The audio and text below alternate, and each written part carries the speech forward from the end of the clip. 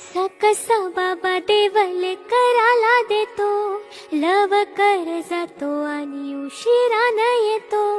एका घरी राहून या मनामध्ये घोर, तुला तुझा बाबा नाही मला माझी पोर.